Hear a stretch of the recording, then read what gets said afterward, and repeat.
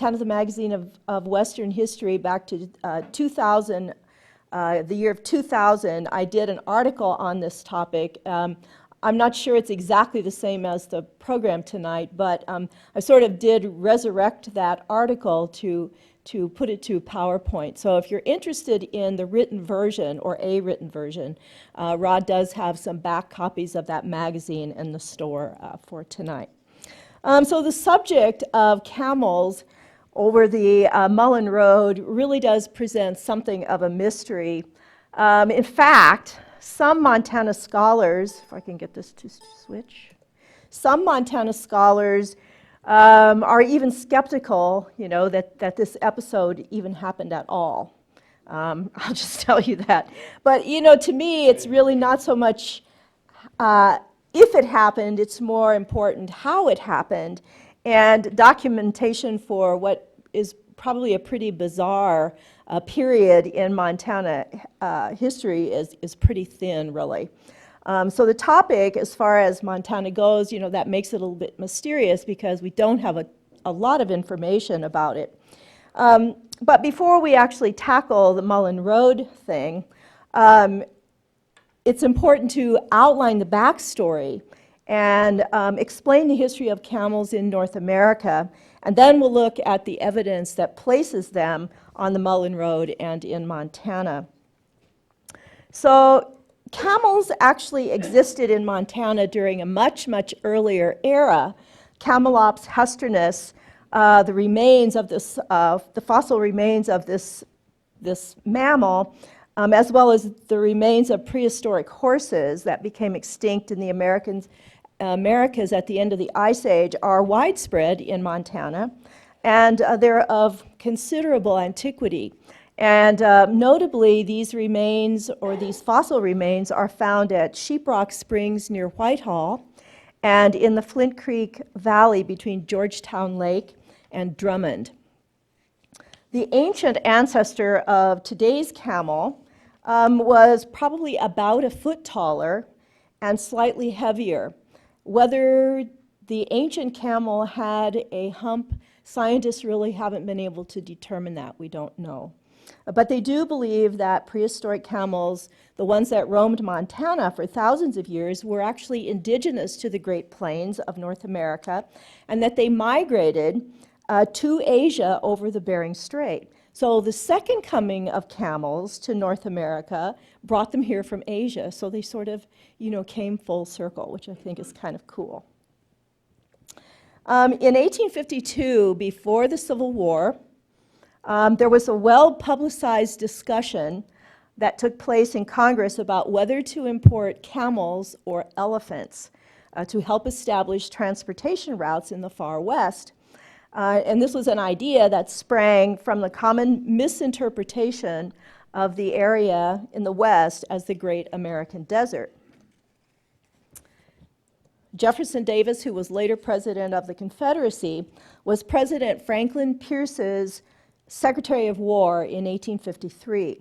Now, in his official report to the president, Jefferson Davis revealed an enthusiasm for camels, suggesting that they be put to use by the U.S. Army. For military purposes, for expresses, and for reconnaissances, he wrote, and for transportation across the country, the camel would remove an obstacle which now serves greatly to diminish the value and efficiency of our troops on the western frontier. Davis also believed that camels could be useful in combat. They could carry small cannons, and by kneeling in a square, a hobbled camel could shield as many as 1,000 soldiers. Moreover, camels could possibly transport military passengers more efficiently than horses and mules, and thus better link the East with California and its gold discoveries. Davis and his contemporaries were actually not the first in the New World to conceive of the idea of using camels. The Spaniards imported camels to Peru in the 16th century with apparent success, and there was a slave trader that reportedly brought some to Virginia in 1701. Camels are also believed to have been used in Jamaica before the American Revolution.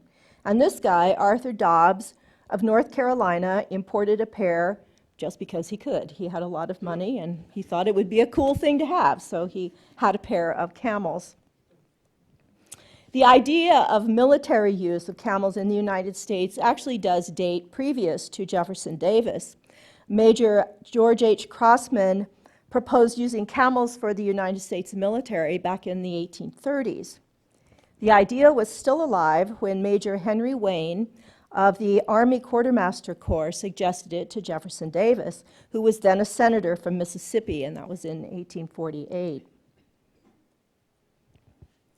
Davis became further convinced of the feasibility of such a program a few years later when British camels were used during the Crimean War.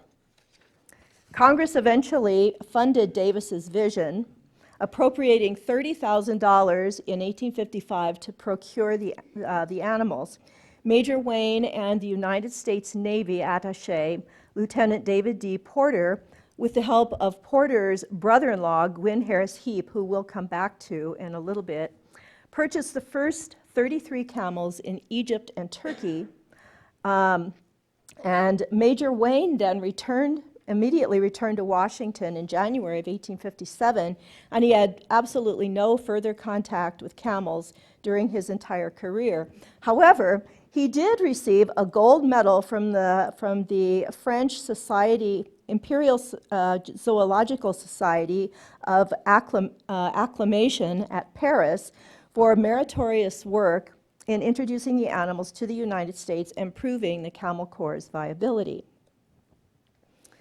Each animal cost the government about $250, which was a substantial amount of money at that time. And Gwynn Heap, who I mentioned before, his father was the United States consul at Tunis at the time, and he was the camel expert among the three men. He was also very familiar with the American West. I don't know if anyone's familiar with Gwynn Harris Heap, but I think we need to study him because he did a fantastic journal full of sketches like this that are just absolutely beautiful. Anyway, he had traveled overland from Missouri to California with Edward Beale, who also will become important to the story in a little bit. Beale and Heap together authored and illustrated their experiences, and you can see, he's really quite a good artist. So it was Heap's drawings of camels that were eventually presented to Congress in 1857. He kept a record of the voyage with his sketchbook. The animals were loaded onto the Navy ship Supply, and 33 camels, along with 6 cameleers who were Syrian and Turkish, to handle the camels and train them, left the Turkish port of Smyrna in February of 1856. After a hellish 3-month voyage, 34 camels arrived at Indianola, Texas, which was one more than had boarded the ship in Smyrna. So to explain that, actually, one adult camel died en route, but 6 had been born. And 2 of the calves, one of them affectionately called Uncle Sam, survived the journey. So only 2 actually survived the journey, making 1 died and 1 calf survived, or 2 survived. So the port of Indianola, I don't know if you're familiar with that place in Texas, but it's now a ghost town. Back in the 1850s, it was a pretty much of a very busy port. The camels, once they landed onto terra firma and were unloaded, they reared and kicked and broke their halters, bared their teeth, and roared in a really shocking display. Can only imagine. A camel caravanserai was established at Camp Verde, which was 60 miles northwest of San Antonio, Texas. The cameleers, as I mentioned before, worked with the camels and the soldiers, sort of training both the camels and the soldiers to handle the animals. People came from miles around to look at them. and the camels very quickly took to their new surroundings. The first corral, which was enclosed by a prickly pear fence, proved to be nothing more than a delectable meal for the camels. Leaving others to deal with these problems, Lieutenant Porter at once returned to Asia Minor to acquire 44 more camels to add to the Camp Verde herd, and which eventually numbered about 75 animals. So the military ultimately employed both dromedary, which is the one-humped type of camel, Arabian camels, and Bactrian, which are the two-humped Asian types of camels. Although naturalists distinguished between camels and dromedaries, the Army commonly used the term camel for both types, differentiating them as Arabian and Bactrian camels. Arabian dromedaries were faster and they could be actually ridden with saddles, but the smaller two-humped Bactrians could carry heavier loads and actually made better pack animals. By 1857, the Army was ready to test the Camel Corps in the Southwest deserts. So Edward Fitzgerald Beale now comes back into the picture. He became the Camel Corps commander under Secretary of War J.B. Floyd. Not only had Beale traveled with Gwyn Heap, the artist that we talked about, he also carried, and this is kind of cool, he carried the very first gold nuggets and dust east after the discovery at Sutter's Mill in 1848, and it was he who took that first gold and showed it to Congress. So actually you could say that he sort of helped to start the gold rush of 1849. He had explored the region extensively and was a Mexican war hero, having seen action in California. Beale was also a disciple of Senator Thomas Hart Benton, and that association earned him an appointment as California's first superintendent of Indian Affairs in 1852. Well, Beale's task as commander of the Camel Corps was to survey a route and build a wagon road between Fort Defiance, New Mexico, and Fort Tejon, which was a military port 100 miles north of Los Angeles. The government, I love this artwork, it's just so wonderful. The government launched this road building effort after 60,000 citizens petitioned Congress urging the construction of a highway that would link the East and the West.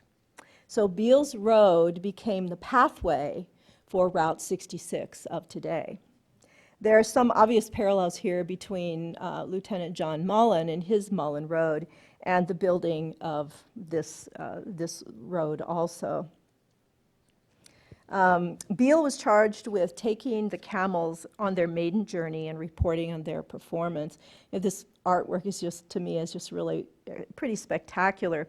Beale, with his crew and 25 camels, trekked from Texas through the desert to California, enduring extremes of weather and terrain, and thereby proving the Camel Corps' viability and paving the way for future camel enthusiasm. The experiment proved to be a success. It proved that the camels' hoofless feet could travel sure-footedly on just about any type of ground. Moreover, the camels could go for 8 to 10 days without drinking. And here you see the camels in the background there. They don't care about the water. The poor horses are just drinking like crazy. So they could travel 8 to 10 days without drinking water. They could travel 30 to 40 miles a day and even transport water and feed for the soldiers' horses and mules.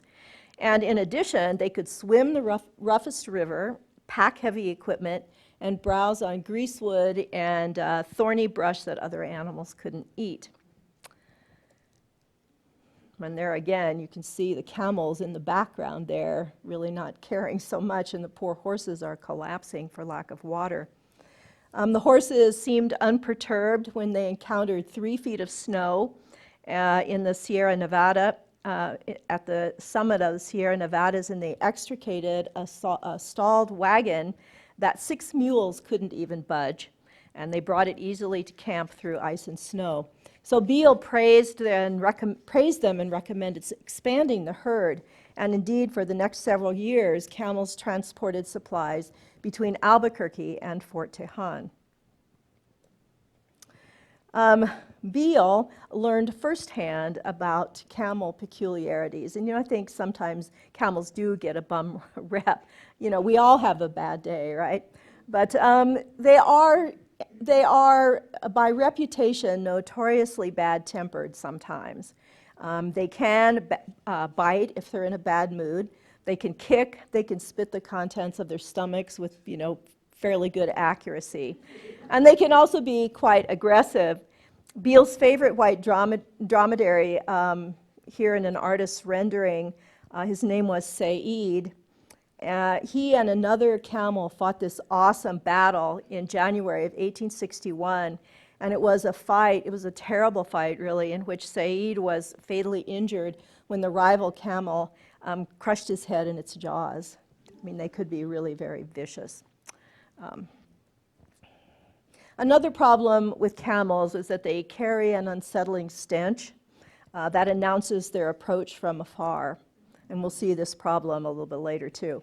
Although horses and mules actually could get used to camels if given a period of adjustment, when suddenly confronted with the unfamiliar smell on the wind, they would always bolt in fright. As a result, army troops, mule skinners, and teamsters thoroughly detested camels. And camels are known to hold grudges, supposedly. It's said that if an Arab handler invokes the ill will of one of the animals, what he does is he takes his clothes off and puts it inside of the camel, and then the camel will attack the clothes, mauling and biting them until his temper is assuaged. And the human is forgiven, I guess. So, some probably had a lot of fun riding camels. It's little wonder that Americans, though, express frustration about handling camels, and it's no wonder that sometimes soldiers treated them cruelly or looked the other way when they escaped. In addition, the Indians the government wished to intimidate with its camel caravans were instead fascinated by them and considered the imported stock valuable enough to capture. And so despite apparent successes, the United States Camel Corps was really kind of doomed. The Civil War interrupted the project, actually. These are the camel barns at Benicia, California. With the westward expanding railroad, transportation was drastically changing. Gwynn Heap's elaborate plan to use camels for mail and light express between Independence, Missouri and Los Angeles, California, which would have been a distance of 1,878 miles that they could travel in 28 days, or never advanced beyond the planning stage. Camp Verde and its camels fell under Confederate control in 1861, and after the war, those that were not auctioned off, or those that hadn't wandered off, were actually sold at auction for about $30 a piece. It's kind of sad. And the cameleers who had come with the camels were sort of left to their own devices. They had no money to get back home, and so they lived out their lives working for the army, some of them, working for circuses, some of them, and handling mules for prospectors and freight outfits.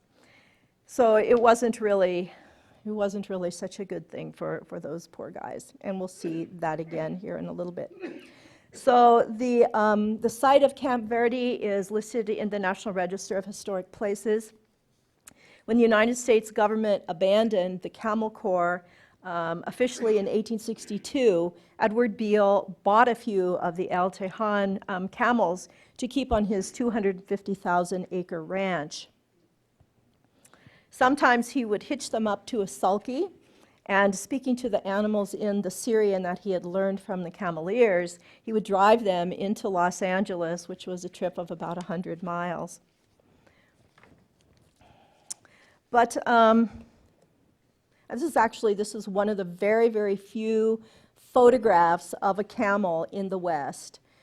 This is at the drum barracks in San Pedro, California, right about 1863. So if the government had abandoned them, private companies began to embrace camels as a solution to their transportation problems, and they began to import ships of the desert to serve remote Northwest mining camps. Before the advent of the railroad, I'm sure you all know that mining camps waited, for the slow-moving ox and mule-drawn supply trains, which were often delayed by bad weather. But camels seemed an answer to this problem. It was like, sort of like today's postal service. Nothing could really stop them. One such visionary was San Francisco merchant Otto Esch, who imported camels from central China in the early 1860s, hoping that he could organize a camel express from San Francisco to Salt Lake City. If successful, he hoped to extend it to Missouri. Less than half of Esch's initial 32 animals survived being driven across the Mongolian desert to port. However, and the 15 half-starved camels that arrived in San Francisco were in such poor condition, like this one, that their humps just hung over. That's what happens to them when they're deprived of nutrition. It's really kind of a sad thing, isn't it? But, they can eat and drink, and it comes right back up, I guess. So, put to pasture, they quickly did recover, and 10 of them, along with others purchased from government stock, went on to Nevada, where they carried salt and other supplies to the mining camps in the Washoe mining district. As late as 1875, there were camels enough in Nevada to be considered a nuisance, and prompted state legislators to prohibit camel owners from letting their animals run at large in public streets and roads.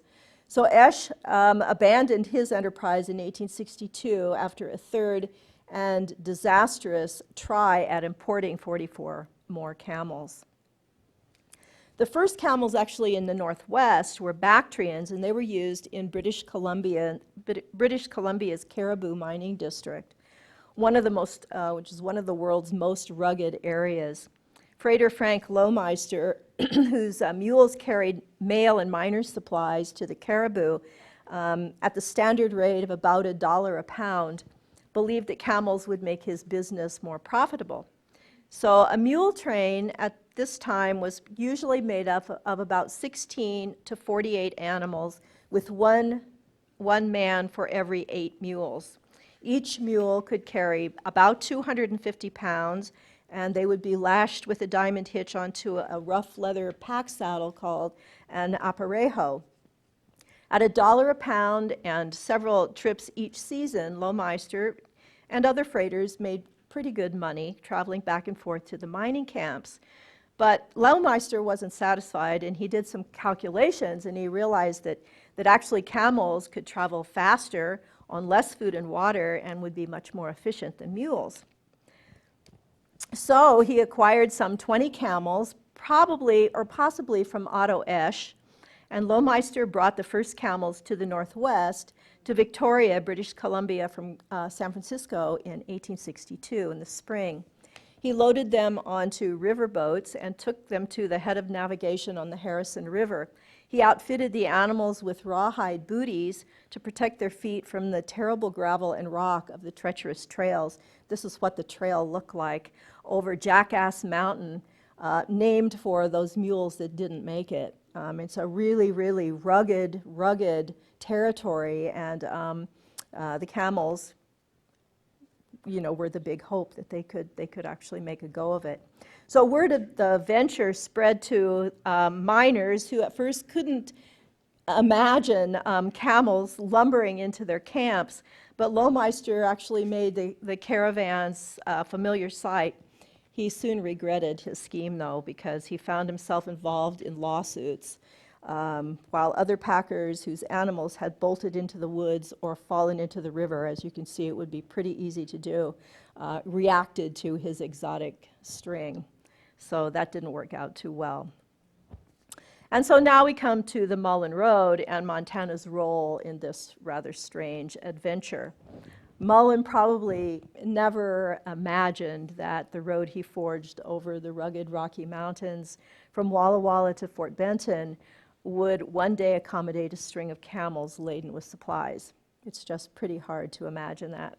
Nor could he have known that the camels that lumbered over Mullan Pass and into Montana's remote mining camps would spark fireside legends and fuel fireside tales. Sorry, that's kind of blurry. The Montana Post rarely mentions camel trains arriving or departing, for that matter. I only found 3 references to camel trains in Montana, in the Montana Post, but in later years, a few pioneers told some stories about them. The American Camel Company caravans made their way from San Francisco to Boise and then to the Montana camps from that way. Other animals purchased from government stock probably originated in Nevada and came from there.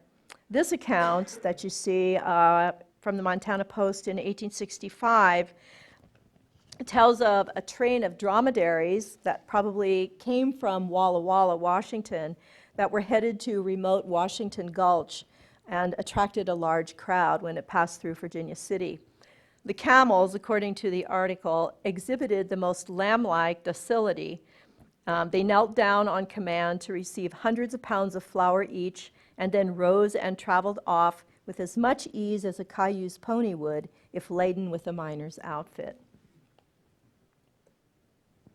From sporadic reports in the Walla Walla, Boise, and Virginia City papers, it's obvious that from 1865 to 1866, camels did travel back and forth between such territorial supply centers as, and mining camps as Bear Gulch, Gold Creek, Deer Lodge, Virginia City, and Helena, and that camel trains carried freight on the Mullan Road between Walla Walla, Washington, and Helena via the Coeur d'Alene Mountains and Hellgate.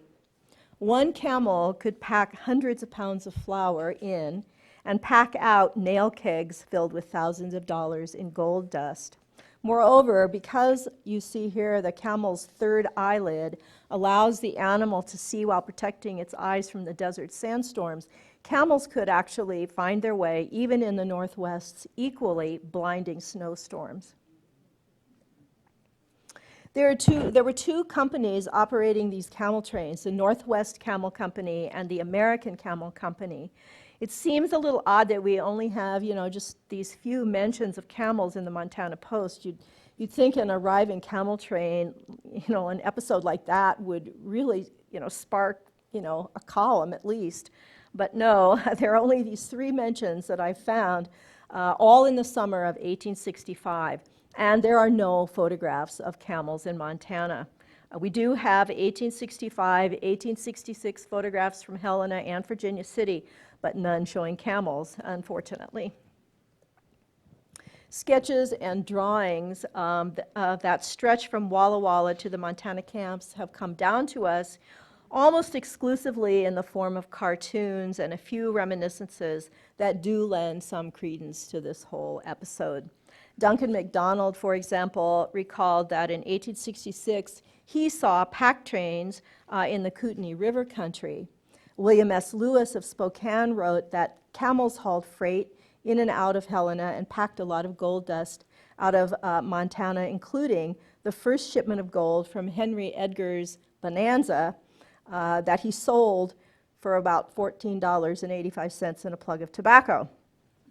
Historian Dr. Grace Raymond Hubbard, in her work, The Bozeman Trail, notes the use of camels in the Helena, Missoula, Walla Walla run. James Watt, who drove pack trains from Walla Walla into Idaho over the Mullan Road in the 1860s and into Helena in 1865, said in an interview in the Spokesman Review in 1928 that the camel train he saw was small, maybe about 6 animals, with a cook and 2 men in charge.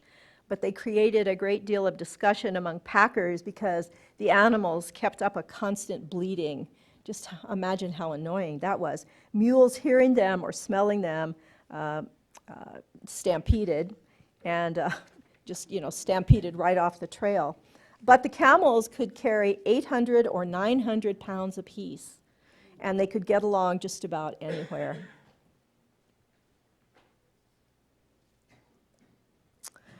Judge William Y. Pemberton, who is a former Chief Justice of Montana, recalled pack trains of camels in Helena owned by a Walla Walla firm, freighting company, that had several different pack trains of them. And Nicholas Hilger, who came here to Helena in 1867 as a 9-year-old, after the excitement of camel trains had long passed, learned of them listening to talk around the Cracker Barrel in the general store. And he added that camels' peculiar aroma and looks were enough to raise Cain on the roads. Deer Lodge rancher Johnny Grant said a camel once helped him win a bet.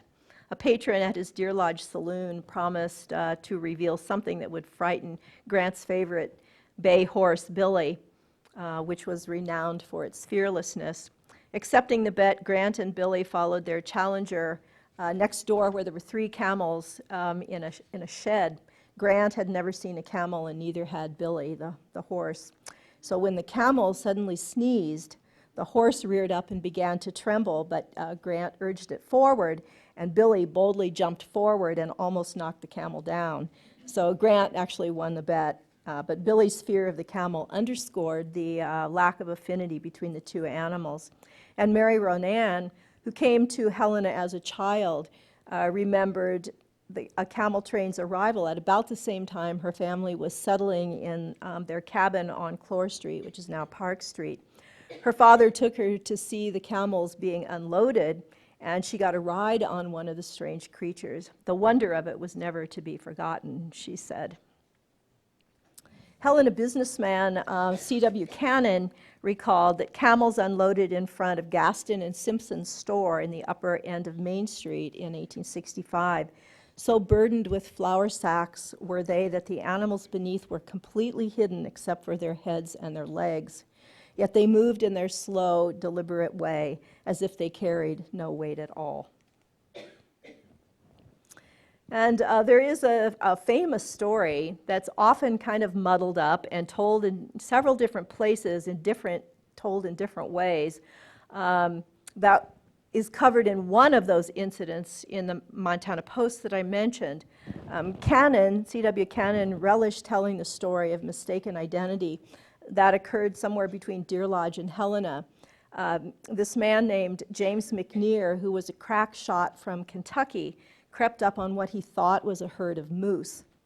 Taking quick aim, he brought down one of the beasts with a single shot and was about to bring down another one when the owner of the herd ran out yelling. McNear became the only man in Montana to bag a camel. It cost him dearly, too. Handing over his gun, his ammunition, his watch, all the cash in his pocket, and the deed to a mining claim he owned in Ophir Gulch, McNear dug a hole and gave the dead animal a proper burial while the camel's owner stood over with his gun. After this incident, McNear was forever known as Camel McNear. There are other reports of this incident, and some of the other ones don't actually name the shooter. One of them reports that the incident, this unnamed shooter had determined next time to go for elephants instead of camels. Anyway, Granville Stewart also told of a camel train exhibition in Virginia City that began as a curiosity and ended up as a big disaster.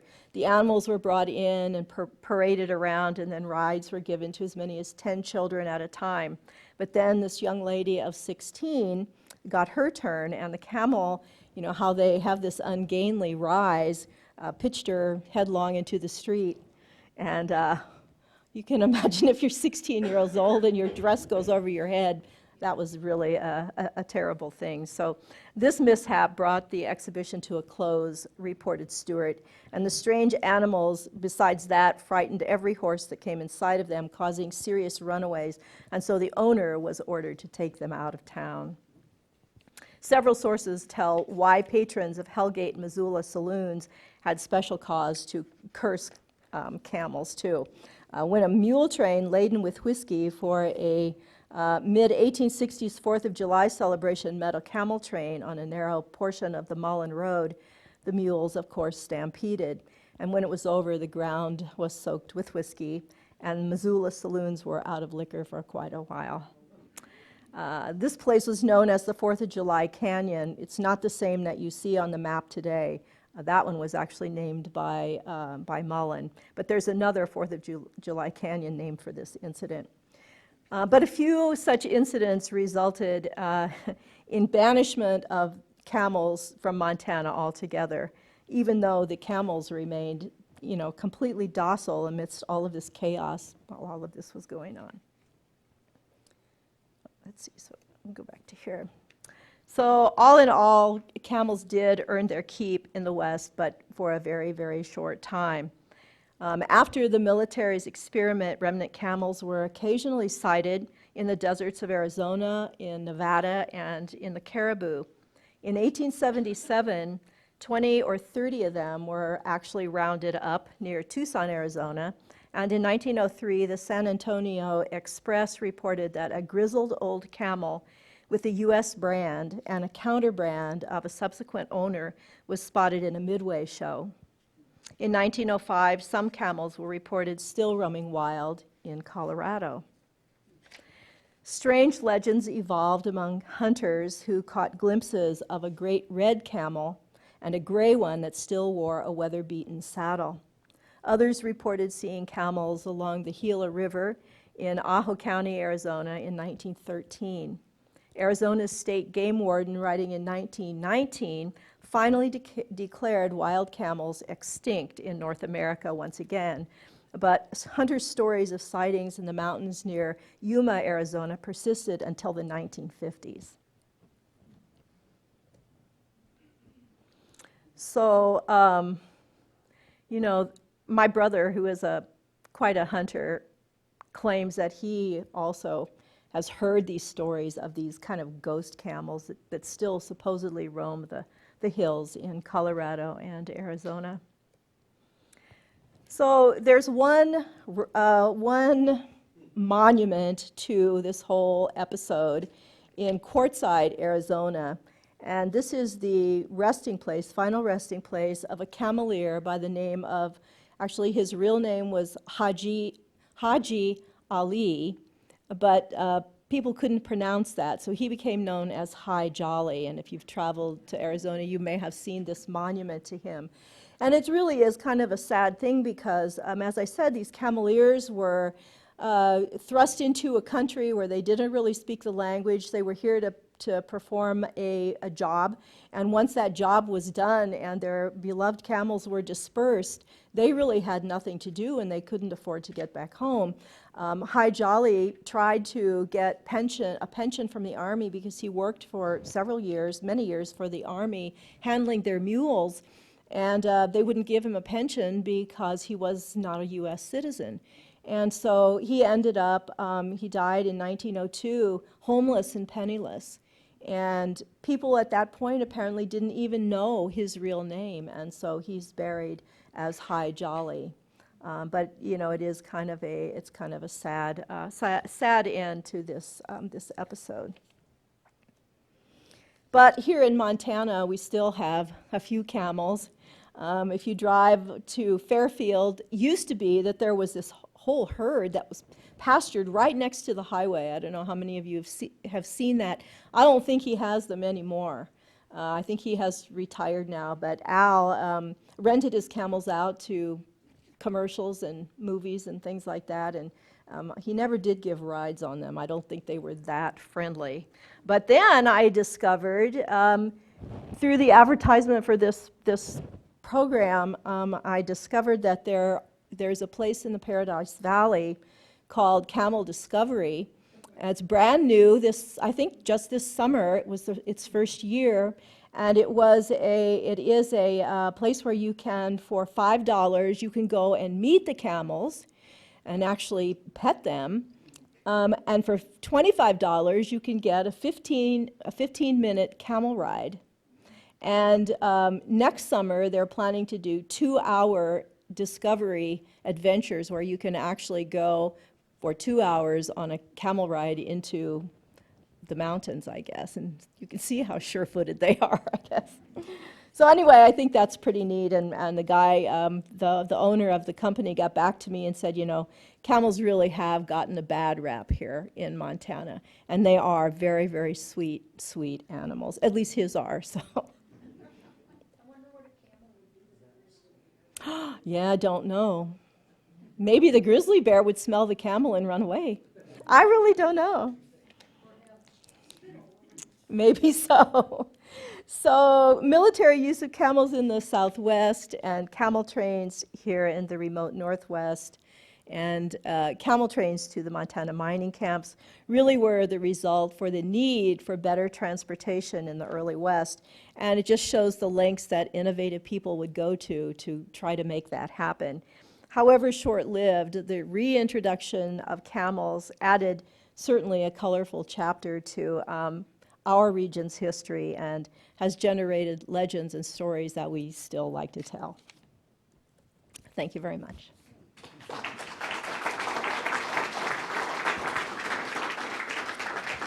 Questions? Anyone have?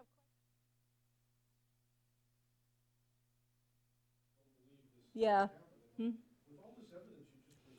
Well, that's because that's my evidence and my research, but there's only 3 examples in the newspapers, you know, that really until we